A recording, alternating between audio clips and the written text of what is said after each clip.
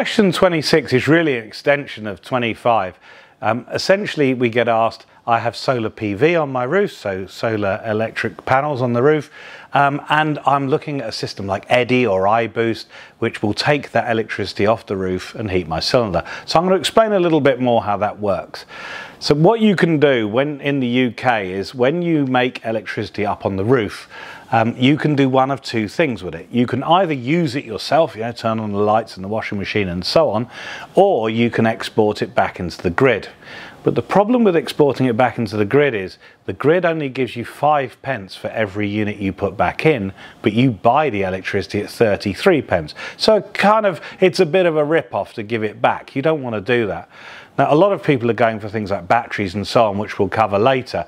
But one of the really clever things to do is you put a little box on the side of your hot water cylinder connected to your existing solar photovoltaic system. And when your solar PV system is pushing electricity out to the grid, it automatically turns the immersion heater on. So instead of squirting the energy back into the grid and getting 5p for it, why don't we heat the hot water cylinder for nothing? So it's kind of electric solar thermal. It's very, very simple to do, completely compatible with every heat pump, and it's a really, really great way of making sure that every little bit of solar that you've got going spare in the summer and autumn goes into your cylinder, giving you free hot water. So we would really encourage you to have things like iBoost, EDDI. There are a few others. They're called solar diverters.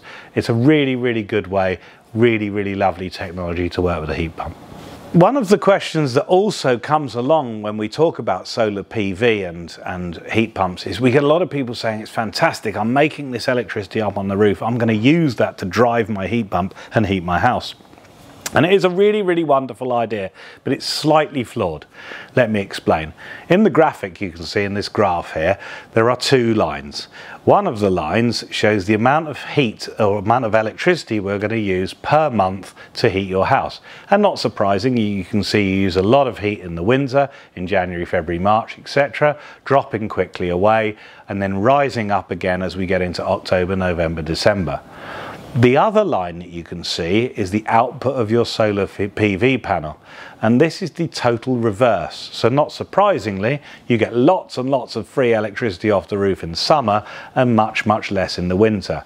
So one of the things, it depends on how it's marketed, but one of the things you can quite safely say is we can use the energy in the late spring, all of summer and early autumn, and we're going to use that PV to give you free hot water. Of course the heating's off, so we can't use it.